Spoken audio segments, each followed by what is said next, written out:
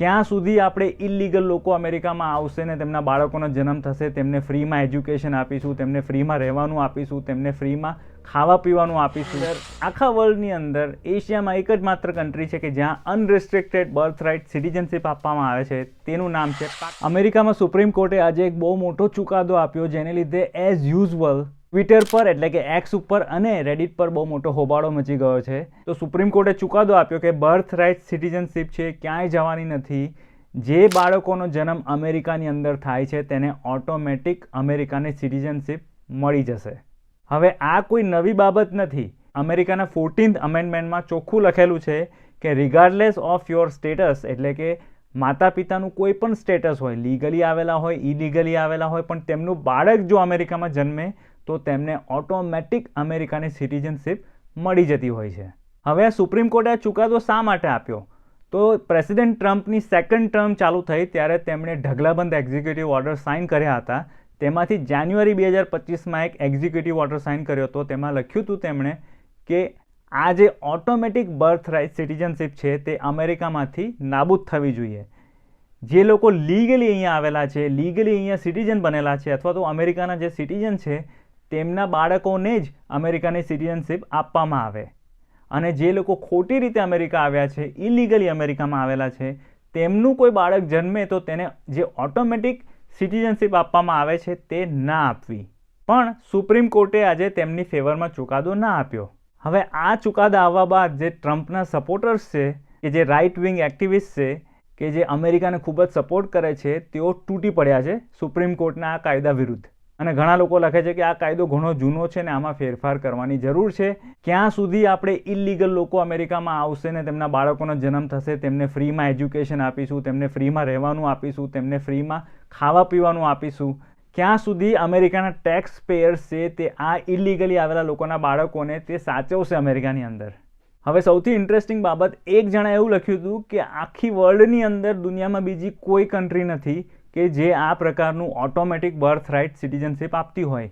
પણ એ વ્યક્તિ ખોટો છે, કારણ કે મેં જે રિસર્ચ કરી તેના પરથી મને જાણવા મળ્યું કે આખી દુનિયાની અંદર ટોટલ 33 કન્ટ્રીઝ છે કે જ્યાં આગળ બાળકનો જન્મ થાય એટલે ઓટોમેટિક તે કન્ટ્રીની સિટીઝનશીપ તેને આપવામાં આવે છે, regardless of their parents citizenship status. અને આખી દુનિયામાં એશિયાની અંદર માત્ર એક જ દેશ છે કે જ્યાં આગળ આપવામાં આવે છે, અને આ ભારત નથી. કયો દેશ છે તમને જણાવું, પણ તે પહેલાં જે 33 દેશો છે જ્યાં અનરેસ્ટ્રિક્ટેડ બર્થ રાઇટ સિટીઝનશીપ આપવામાં આવે છે, તેમાંથી 30 કન્ટ્રીઝ છે તે અમેરિકા ખંડમાં આવેલી છે, નોર્થ અમેરિકા અને સાઉથ અમેરિકા ખંડમાં. અને તેની અંદર પણ America, Canada, Mexico, Brazil, Argentina, central અમેરિકાની ઘણી બધી કન્ટ્રીઝ છે. આ ઉપરાંત ચીલે, વેનેઝુએલા, પેરાગ્વે, ઉરુગ્વે જેવી ઘણી બધી ફેમસ કન્ટ્રીઓ છે. તે બધી કન્ટ્રીઓમાં પણ અનરિસ્ટ્રિક્ટેડ બર્થ રાઇટ સિટીઝનશીપ આપવામાં આવે છે ત્યાં જન્મેલા બાળકોને. આફ્રિકાની અંદર 2 કન્ટ્રી છે, તેમાંથી એક જાણીતી કન્ટ્રી છે તે છે તાન્ઝાનિયા. એશિયાની અંદર, આખા વર્લ્ડની અંદર એશિયામાં એક જ માત્ર કન્ટ્રી છે કે જ્યાં અનરિસ્ટ્રિક્ટેડ બર્થ રાઇટ સિટીઝનશીપ આપવામાં આવે છે. તેનું નામ છે પાકિસ્તાન. હા, તમે લોકોએ સાચું સાંભળ્યું. પાકિસ્તાનમાં ઇલીગલી કોઈ પણ માણસ ગયું હોય કાં તો લીગલી ગયું હોય તો ત્યાં આગળ અમેરિકાની જેમ ત્યાંની સિટીઝનશીપ ત્યાંની સરકાર આપે છે. હવે મને નથી ખબર કે પાકિસ્તાનમાં કોણ જઈને આ રીતે બાળકોની સિટીઝનશીપ લેતું હશે. હવે આ બાબતના સમર્થકો પણ છે અને વિરોધીઓ પણ છે કે આમ ના થવું જોઈએ, ઓટોમેટિક સિટીઝનશીપ ના આપવી જોઈએ, ટેક્સ પેયરના પૈસાનો સદુપયોગ થવો જોઈએ. જે લોકો ખોટી રીતે આવે છે તેમના બાળકોને શા માટે બધા પૈસા ખર્ચ કરવાના એમના માટે. અને ઘણા બધા લોકો જે H1B વિઝા પર કે L1 વિઝા પર જે કંપનીના કામે અહીંયા આવતા હોય છે અમેરિકાની અંદર, તેમને અહીંયા બાળકોનો જન્મ થાય તો તેમને પણ ઓટોમેટિક સિટીઝનશીપ મળી જતી હોય છે.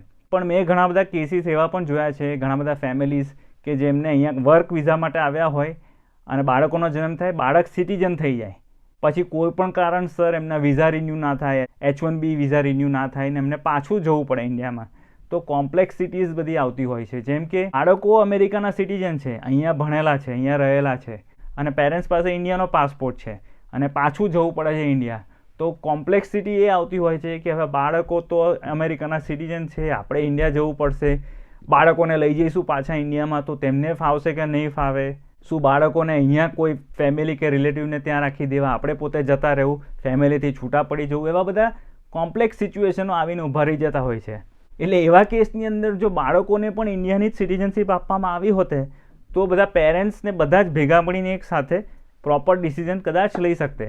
પણ મોસ્ટલી પેરેન્ટ્સ છે તે બાળકોનું ભવિષ્ય વિચારતા હોય છે અને બાળકોનું ભવિષ્ય સારું થાય, સારું એજ્યુકેશન મળે તે હિસાબે સ્વાભાવિક રીતે તેઓ સિલેક્ટ કરતા હોય છે કે યુએસની સિટીઝનશીપ અહીંયા જન્મેલા છે તો મળે તો સારું, યુએસનો પાસપોર્ટ આવી જાય, જેને કારણે તેમની ફ્યુચરમાં જે ગ્રીન કાર્ડની ફાઇલ છે તે પણ કદાચ તેમાં પણ તેમને ફ્યુચરમાં ફાયદો થાય.